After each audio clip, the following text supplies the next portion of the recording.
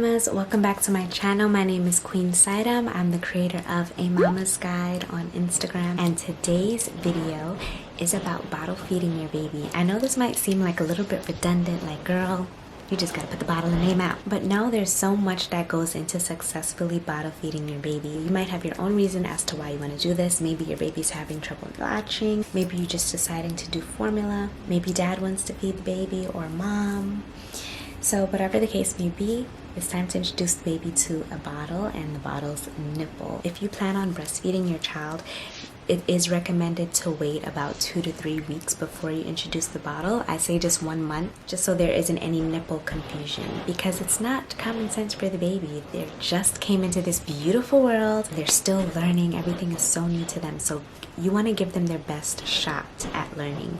You don't want to overwhelm them and make them work extremely hard just because it conveniences you sometimes. You want to set them up for success by making it as easy as possible so they can learn how to do these things at their own pace. So if you're a breastfeeding mom, you want to wait about 2 to 3 weeks, I say a month, before you introduce a bottle nipple, because a bottle nipple is very different from a breast nipple. The nipples that I used were these Avent natural nipples. I'll take it out to show you. Oh, but first you want to look at the packaging on your nipple. Almost every company, they show the age and the flow. So the flow is going to be how quickly or how slowly the milk comes out. If your baby is a newborn, you want to get a slow flow nipple. This one says 6 months in this corner here, and it's a level 4 nipple. So this is going to be dripping out really fast. As soon as I tip the bottle over, milk is going to come out. I'm not squeezing it or anything. This is a fast flowing nipple. It's level 4, and this is for a baby that knows what they're doing. They just need the bottle. They need the milk to come out fast because, mommy, this is so easy. I don't need the slow nipples. Just feed me. I'm hungry. Let me open this and show you what the nipple looks like. This is what the natural nipple looks like. It has these grooves to kind of mimic a nipple. Can you see the little lines on top? So this one has grooves on the nipple point to try to mimic your, come back on me, light, to try to mimic what your nipple feels like, because a lot of our nipples have grooves and bumps on it. So I started off with a preemie level, so just because they're smaller, there's a chance that the reflexes are going to take longer to develop. The sucking reflex doesn't just come natural for all babies, so you just want to be mindful about your baby's pace and what works for them when you're shopping for your bottle. So first we want to talk about rooting. This is the baby looking around for the nipple. I'm gonna kind of pretend to be the baby while talking through, so if I do a little weird stuff, it's just me trying to give you a visual. So when your baby is rooting, they'll turn their cheek to kind of look for a nipple. This is just a natural reflex they get. Some babies it takes longer to develop. Some babies just do it right away. And a way to see that your baby's ready to start sucking, even if this is your first time breastfeeding the baby, you would just touch their cheek gently, and if they turn, that means they're looking for something to suck, and this is just natural. Okay, so if you're about to bottle feed your baby for the first time, you don't want to just put it in. You want to just test to see if they're ready to suck right now, because they might be thinking about something else, that may be pooping, or you don't want to just surprise them. You want to go at their pace. If you don't want to use your finger, you can gently swipe on their cheek, and then they will turn and get ready. So this is a way to check their rooting reflex. If this is the very first time you're introducing your baby to feedings, whether breast or bottle, you can also wash your hands. Make sure you do this for 20 seconds to really get rid of any germs, especially with times like this. You can even put your pinky, after you check their rooting, you can put their pinky and see if they suck, just to give them a little practice. Baby steps, literally baby steps, literally, you know. Okay, that was corny. So my goal in being a mom is bonding with my child to the point where they feel secure with me, they trust me, and they know that no matter what, I will always go at their pace and I won't overwhelm them or do something before they're ready. Because they're super young, they're new, they're fresh, they're learning, their world has just been shaken up. They went from being inside your belly, not having to do any work to get their food, and just getting the hang of things. So that's the approach I chose. This promotes a more attachment style of parenting, and I know some parents prefer not to have that style of parenting. Whatever's up to you, but this is going to be the approach that I took, and this is the approach that I learned. But some of these tips are from family members, lactation consultants, occupational therapists, and just a lot of research. So let's get right into it. Now there's some important things with the bottle feeding. This is just a little bit of milk. Can you guys see? A little bit of milk in this bottle. When you're beginning to bottle feed your baby, they're working on something that's extremely hard because they didn't have to do this when they were in your stomach. They had the placenta giving them everything they needed.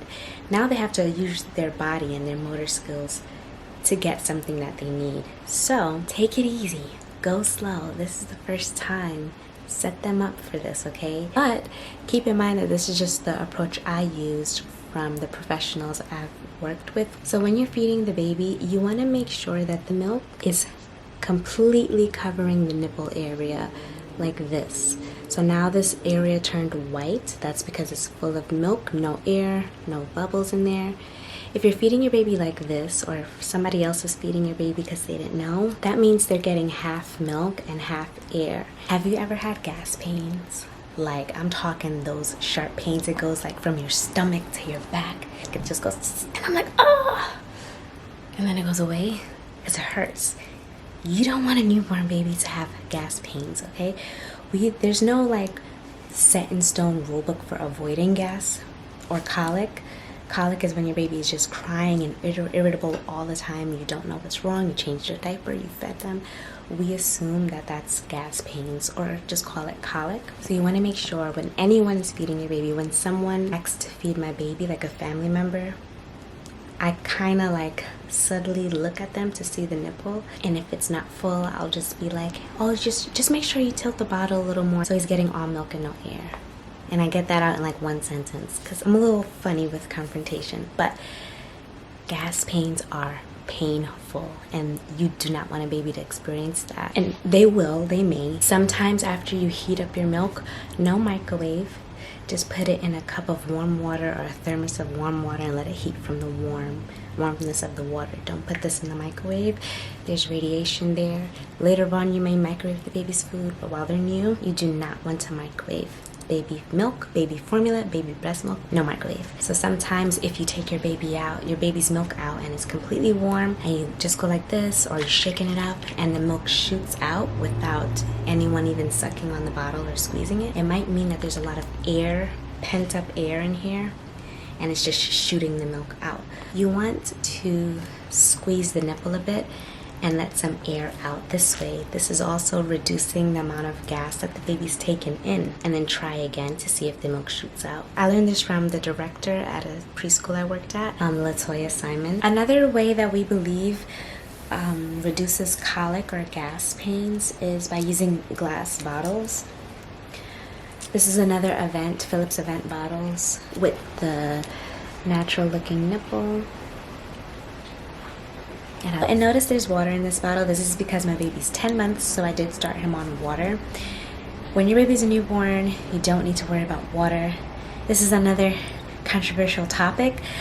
Different generations, especially those from hot climate countries like the Caribbean or countries in Africa, countries in Asia, a lot of the older generations are going to tell you give the baby water, and they might make you feel kind of bad, like you're hurting your baby by not giving them water. But you just got to remind them that so much research has been done, and it's found that they do not need water, at least in the United States, until they're about 6 months or when they start solid foods. So we're going to talk about pacing. Like I said before, your baby is learning something new. This is a new task for them. They're not only sucking, but they're also swallowing at the same time, almost, well, simultaneously. This can be very hard, and a lot of babies choke the first few times at feedings, just because it's a lot. It's a complicated task to do, right? Two things at once, and you just got here, and it's a foreign object in your mouth. Just kind of put yourself in their shoes. When I worked with the occupational therapist, she taught me about pacing the baby, and she said this is more important. and I agreed with her. So sucking and swallowing, you want to pace the baby. If they're really hungry, they might just suck really fast and then forget to swallow and then have a lot of milk and then swallow. Now it's too much going down their throats and they might start to choke.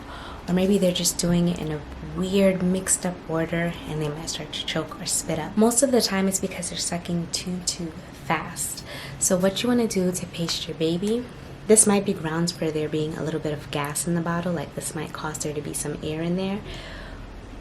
But this is when you kind of just have to use your mommy judgment and think, you know, do I want to pace them and teach them about speed? Or do I want to just keep trying over and over again until they find their own rhythm?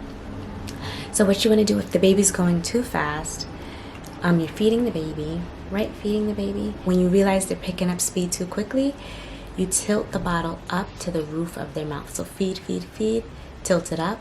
Now there's no milk in the nipple and they might suck a little air, but then they'll stop when they realize, oh, there's no milk. Maybe I'm done. And then you feed. Then you put it up when you realize they're going too fast again. Now you're teaching them their own rhythm. So you're feeding, pacing them.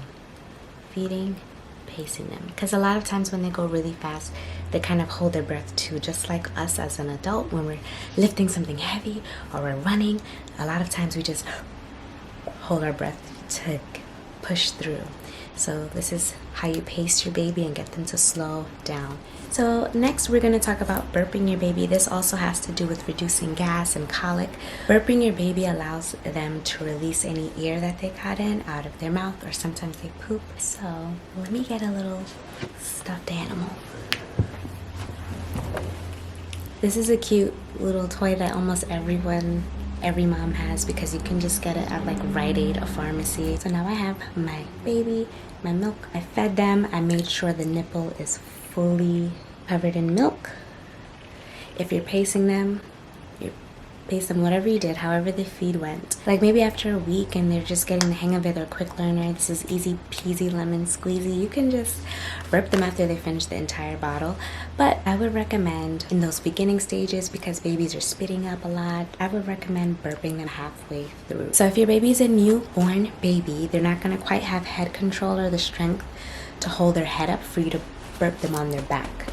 Their head is going to drop back, their head might drop forward, or they just might, their whole body might start to curl because they cannot sit upright yet. That takes a lot of work and muscles, and they just did a big workout of sucking and swallowing. This is a huge workout. It tires them out. So some people still burp them on their shoulder, holding their head securely and then patting their back. For the purpose of this video, I'm gonna pretend this is my lap. You hold the baby right here. You're not choking them, you're not squeezing tight, you're just cupping right under their chin, and their head is relaxed. So their head is drooping down, that's okay, because you're holding them secure right here, and you're just gonna pat. Find your own rhythm, whatever works. You can add in a few circular pats just to change it up and give it a more comforting feeling. This is a gentle touch, and then go back to patting. You can even swipe up a bit, just in case it's taking really long. You can help push the air out, and then you're always holding the baby securely right here. This is more comfortable for the baby. They're doing less work because they're actually getting a rest from all that hard work they did. So I usually would recommend this, just holding them right under here, secure, and just doing this. And then you should get a burp out of there. If your baby has head control, you might just be able to go like this and just pat their back, hold their butt up, pat their back, because they know to keep their head straight. Totally up to you on how you burp your baby, but newbies, newborn babies, I would recommend this way.